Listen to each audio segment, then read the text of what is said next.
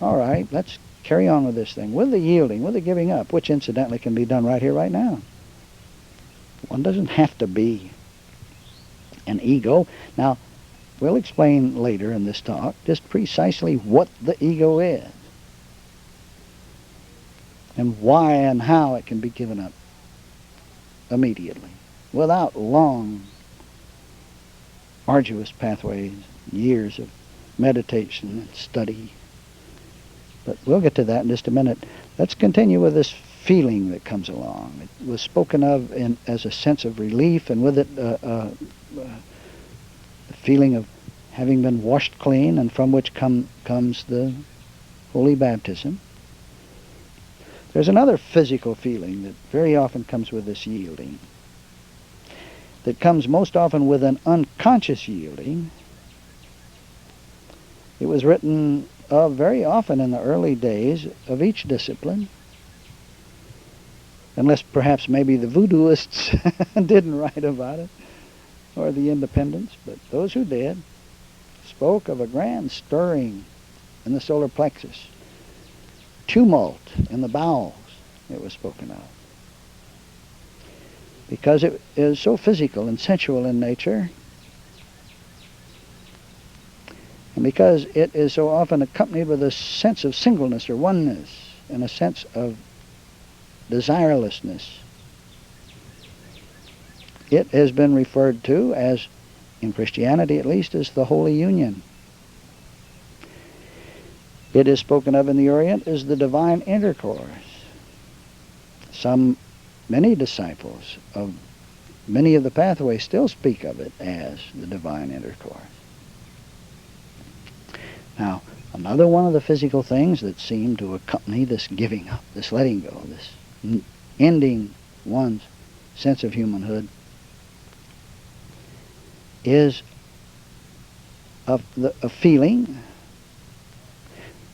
Bear in mind that all of these things, while I'm naming them one by one by one by one and starting at the so-called lowest level of them and building up to what is supposed to be the highest of the spiritual attainments, can all happen simultaneously, and they are none totally separated from the other. There is a degree of all of them in each of them. And there is a sense of eachness in all of them.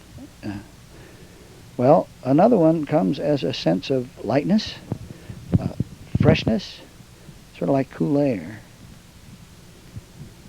Cool, refreshing air. It's been hailed as the holy breath. I'm sure you've heard of that in your studies.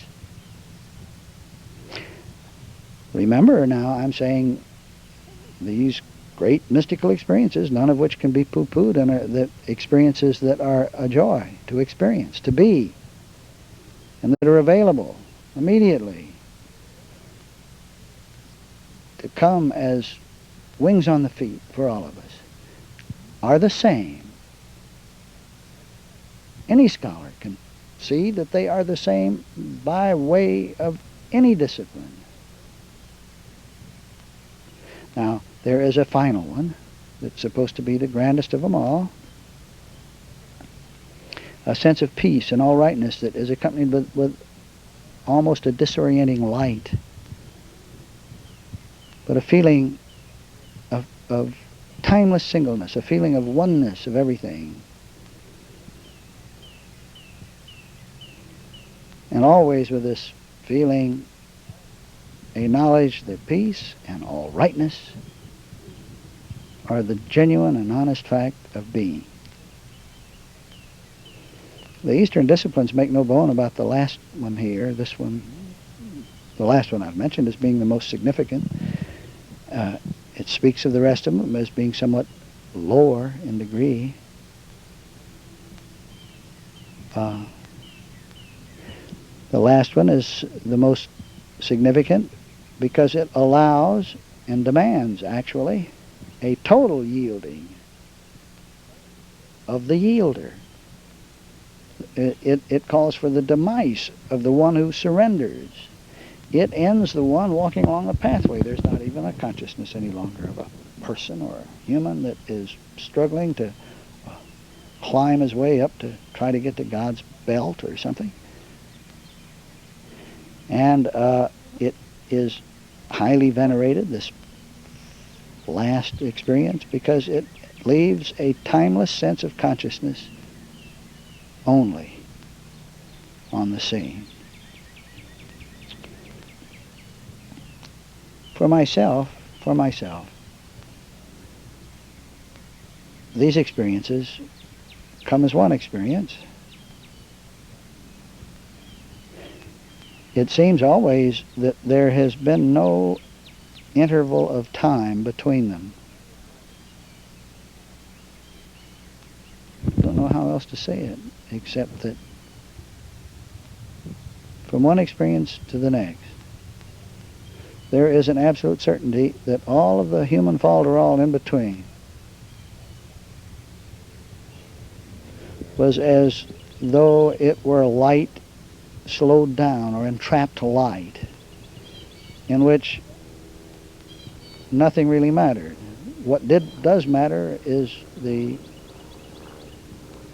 light-to-light experience, between which, as if it could really be interrupted, but between which all of the aging processes, all of the time processes and so forth are understood to be nothing.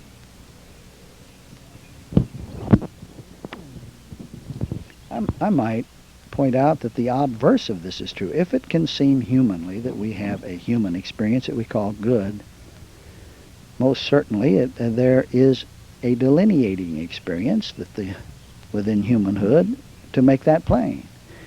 And humanly, we might call it a bad experience. I went from one bad experience to another bad experience, and it seemed that the same was true, that there had been no intervening time in between.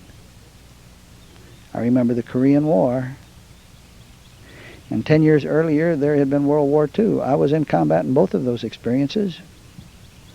When after 10 years I found myself back in combat, leading troops up and down hills and doing all of the things that soldiers called on to do in combat, it seemed to me as though there had been no intervening time at all.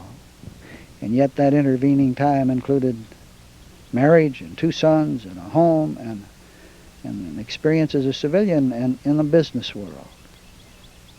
So the obverse is true too, but the peak-to-peak experience that all of the disciplines are aiming for, the experience of peace, the peace that is beyond understanding,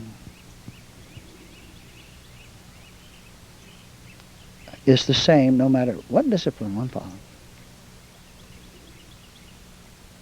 It is spoken of in the same terms, whether written by an Indian, a Jew, Christian, or a heathen, whatever a heathen is. And I'm sure the birds singing are singing of the same experience. And I know that when the wind blows, the trees tell of that experience. Okay? So much for that. The experience is induced by a frustrating letting go, or a giving up. And to whom? To God. A giving up what? A giving up of one's personal sense of self.